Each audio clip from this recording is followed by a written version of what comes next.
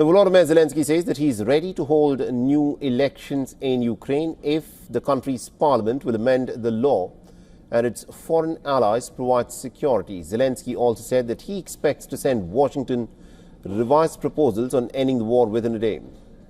Now, the American President Donald Trump is pressurizing Kiev to accept a deal formulated by Washington, and the initial version of which was criticized by Ukraine's allies as overly favorable to Russia.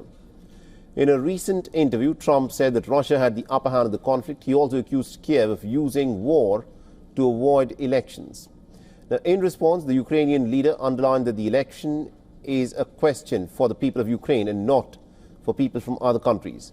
But Zelensky also said that he is ready to organize a new ballot, adding that he was asking the lawmakers to prepare proposals regarding the possibility of amending the legislative foundations and the law on elections during the martial law. Now, Zelensky's 5-year term expired in May last year, but the Ukrainian constitution prohibits elections in wartime.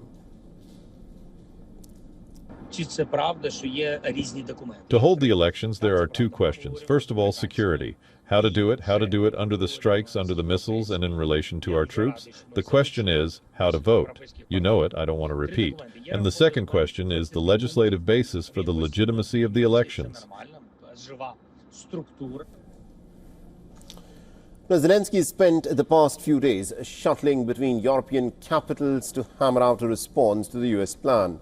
On Monday, he held talks with European leaders in London and Brussels. And on Tuesday, he also went to Italy to meet with Pope Leo XIV and the Italian Prime Minister Giorgia Meloni. And Zelensky on Monday said that the 28-point US plan had been revised to 20 points after talks at the weekend.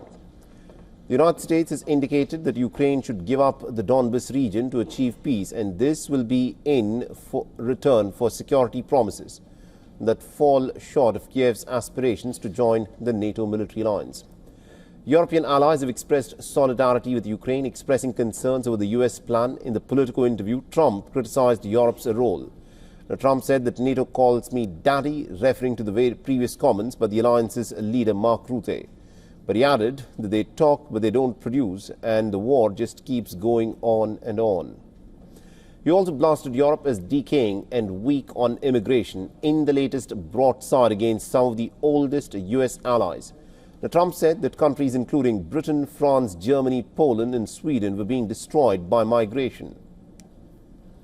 Now, Trump's latest comments on Europe have invited criticism by Pope Leo. The Pope has warned against such inflammatory rhetoric, saying that they are trying to break apart a very important alliance.